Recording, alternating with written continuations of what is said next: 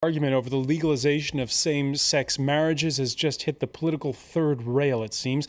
The education minister warning the country's subsidized private schools, most of which are Catholic, against mobilizing students in class. The Archbishop of Paris warns against the nation falling prey to, quote, the thought police. Some priests at their Sunday sermons actively called on parishioners to join next weekend's mass demonstration against the same-sex marriage bill. It comes up in Parliament later this month. Saturday, Socialist President François Picard came to the defense of his education minister with the reminder that schools that get state subsidies have to remain, as he put it, neutral. Separation of church and state, a hot-button issue, well, ever since the French Revolution. We'll see why, and we'll ask why gay marriage seems to have had a much quicker time passing in Catholic Portugal and Spain than in this country. Today in the France 24 debate, France is split over gay marriage, and with us to talk about it, advisor to the Archbishop of Paris, Jean Duchesne. Welcome to the show. Welcome as well to Judith Silberfeld, the editor-in-chief of YAG.com. Thank you. Welcome. Thank you for being with us. Judith Hammery teaches English at the American section of the Lycée International in the Paris suburb of Saint-Germain-en-Laye. And Anne-Elisabeth Gunté, columnist at the Sunday Telegraph. Welcome back. The France 24 debate, where you can always join the conversation on Facebook and Twitter, our hashtag debate. Let's begin with a look at how this row took on a life of its own over the weekend in this report filed by Kyle Brown. At this Catholic primary school in Toulouse, parents are considering whether their little ones should devote time not only to maths and grammar, but to gay marriage. I want schools to have these debates because it's a social issue and it's an aspect of the society that our children are living in. So one should be able to talk about it. There's no reason to have this kind of debate in schools. Children don't share the same concerns as their parents. If parents are divided, the minister is unequivocal. Certain small minds want to hold children hostage in an adult debate. No, my responsibility as Minister of Education is to keep adult debate in adult society. But in a letter last month, the Secretary General of the Catholic Education System, Eric Delabarre, said students should be able to discuss gay marriage freely. Every primary and secondary school should take the appropriate steps to ensure everyone has the freedom to make an informed decision. Demonstrators have taken to the streets both for and against gay marriage ever since the government approved a bill legalizing marriage and adoption for same-sex couples in November. The National Front has announced it will participate in a march against gay marriage this weekend. All right, and that bill coming up for a vote later this month. Judith Hammery, you teach secondary school.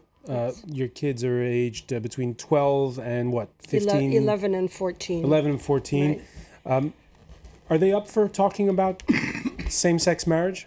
It would seem artificial if we imposed a debate or a discussion. If we said to them today we're going to come to and have a discussion about this, they would look at us with puzzlement, I think. Why would we be doing this? We don't need to. We already know plenty about what it's all about. Our children are pretty well informed. They're very cosmopolitan, and their parents talk a lot at home about all sorts of issues. I don't think they're at all sheltered.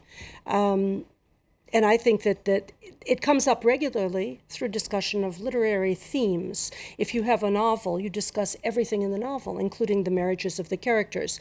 If it should come up that there's a novel or any excuse to discuss it, it would be a naturally outflowing thing to discuss, and I think it would be very valuable. Is it something that has come up in conversation? The question of gay identity has come up with very many novels, and also the question of discrimination in the corridors comes up regularly, because if a student uses the epithet faggot, say, against another student, I leap to intervene.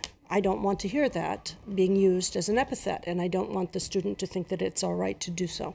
So in that sense, we do discuss these things on a kind of regular basis, but to call it a discussion per se, I think would leave the students wondering what they were supposed to say. It would put a burden on them to have an opinion when they don't, probably, apart from their parents maybe. Now, Jean Duchesne, you're not just the advisor to the Archbishop. You yourself taught for many years in the French school system literature. Yes. Your thoughts on this?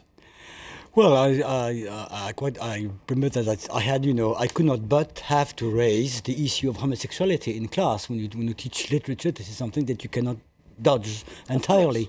And my feeling then was that my students, and they were much older than my neighbors, were a bit shocked. They were high school students? Yes. No. They were... Secondary school students? No, they were in préparatoire. That means that they were already students. And they were shocked, and especially the girls. They thought I was going too far, and I was certainly overdoing it and stepping into, on dangerous ground that teachers should not venture into. And today, how do you feel today? Do you think it's a conversation? Well, things have changed. This is, I'm speaking of my experience. I'm already see my beard is graying, and so this is an experience of 10 to 15 years ago. I think that things are changing now, and because nowadays even very young teenagers are aware of the fact of homosexuality.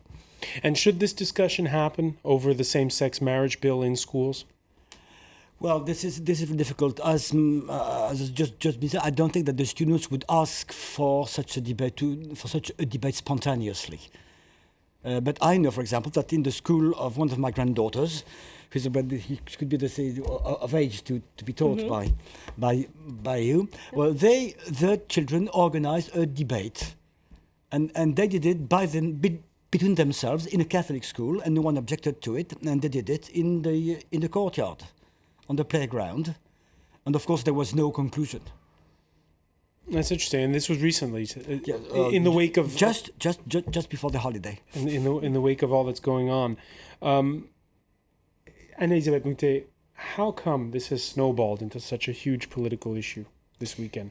I think the government has really mishandled it in many ways, because France was traditionally the country where social issues were really taking a back burner. They were not a sort of a political marker left or right. You had broad agreement on many things. The French are pretty tolerant when it comes to private life. And so it seemed, I didn't think that this would catch on, but there have been a series of mistakes by this government. What are those mistakes? There are mistakes of trying to force things on. We'll get in a minute with the Minister for Education sending a hectoring letter to Catholic schools basically for being Catholic. And frankly, you really want to shoot yourself in the foot. You couldn't do this better. And certainly there are other religions in France to whom you would not send exactly the same letter saying exactly the same thing, because people take gloves with them. So I would say that that was a mistake. In the way the law is written, now I'm broadly for gay marriage. I'm certainly broadly for adoption, especially because the children who are being adopted, you're not giving them the choice between a family with a father and a mother on one side and a father and a father on the other. You're taking children usually from a horrific situation, and you hope giving them a chance to have loving parents of whatever make. But writing into the bill that those children are in effect the biological children of the two parents, the two same-sex parents, the children themselves are going to wake up and say, is this the way it works? How did you do it? And that seems to be very absurd. And it, of course, made it very possible for a much broader spectrum of opposition to oppose this bill than if the bill had been written with a bit more consideration for actual fact. And Judith Silberfeld, your thoughts? Well, I agree with Anne-Elisabeth about the government making mistakes, but I don't agree with the mistakes themselves. I think the government waited way too long to introduce the bill. It was one of the main promises. François Hollande when he ran for president. Yeah, and so he should have done what François Mitterrand did with death penalty, or what Valéry Giscard d'Estaing did with abortion. They went really fast, because that kind of topics, we know it's going to be a big mess. We know it. So there's no need to make it last so long and let everybody. We know everybody is not going to agree on it. It doesn't matter. People elected a president on his program. That's part of the program. So they agree with the program. If they didn't vote for him, but they lost. So and that's what's your too bad for reaction them. to the fact there was a poll that came out this weekend in one of the magazines saying 69% of the French would like to see a referendum on the issue? Yeah, well, if you ask people if they want to be asked about something, they're going to say yes, whatever the topic. I mean, everybody has an opinion about anything. It doesn't mean they're going to say yes or no to the topic itself. They just want to be heard, which is logical and normal as a human being, but that's what Parliament is for too. I mean, we elect people to speak for us. So that's what they're there for. I want to pick up on the point that Anne-Elisabeth made about the education minister telling Catholic schools what to do. Why does the government have the right to tell Catholic schools what to do? Well, because it pays a lot of money, it says. Let's call up some of those facts on private schools. 17% of French school children, nearly 1 in 5, attend a private school. 94% under contract with the state are Catholic. And the state pays out 1.7 billion euros in public subsidies for those schools. Of course, the issue, Jean Duchesne, is just how Catholic are they? And some of them are Catholic in name, and some of them are very Catholic. It's a mixed bag among those schools that are those 94% of schools that are Catholic. Well, no one has. I mean, a school can be said to be Catholic. Now there is no universal standard to measure how Catholic it is. I think that in France, many people are or have been or were Catholic. Now, the point is that in France, you see, a compromise was reached in '59. And according to this compromise, the state acknowledges that private schools can do a good job and pay for the teachers, but in exchange, the curricula, the school programs are exactly the state programs. It is simply that, and this is very important. Why did the French, many of them at least, fought? Why did they fight for this in 83, 84? Well, simply because they didn't want all the Catholic schools, all the schools to be nationalized. They simply wanted it to be possible to find an alternative if their child didn't get along well in the school he was sent to. Then perhaps they wanted to be given another chance. They wanted some freedom in education. And that's what and it just happens, even though that is not its fundamental mission. It is that historically the kind of service the church has been capable of rendering to the population over the past 50 years. And yet it's a hot button issue. The school you pick for your kids in France is this incredible, creates incredible divide. What is at stake here, as I suggested, is exactly freedom and the parents' responsibility. So do we live in a kind of totalitarian state where everything is ruled and run by a bureaucracy and you have no choice and you go where you are told? Or is there any freedom left for the parents? And freedom simply means the possibility to exercise your responsibility as parents.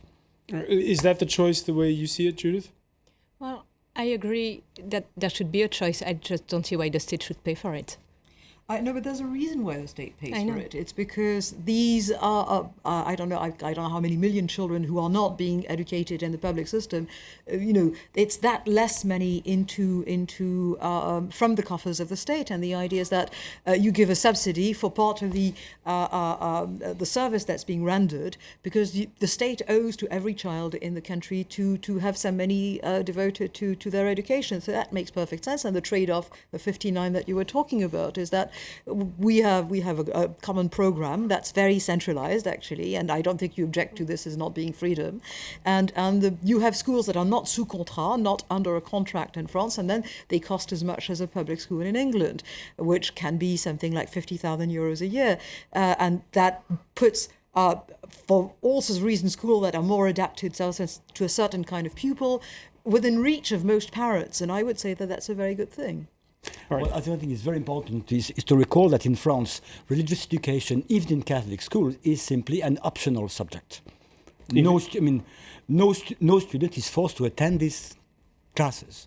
So it depends on the parents when they're very young, and when they're teenagers at the senior high school level, they can do what they want.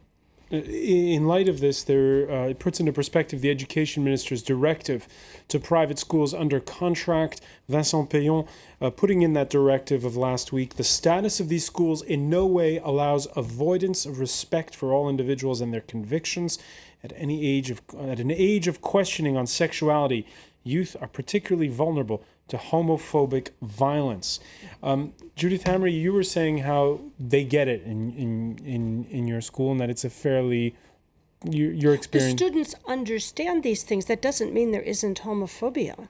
There's a great deal. In fact, I can use the example of my son, who went to the school for many years and graduated from there because he is gay, and he came out while he was at school. And he experienced, I think he said, pretty much every single day there was some sort of denigrating remark made or a tone and inflection. He never felt that it was a good idea for the large majority of gay students to come out in that sort of a homophobic atmosphere. And I think that if we had more discussion of all sorts of topics, not only gay marriage, but just all general types of couplings that can occur.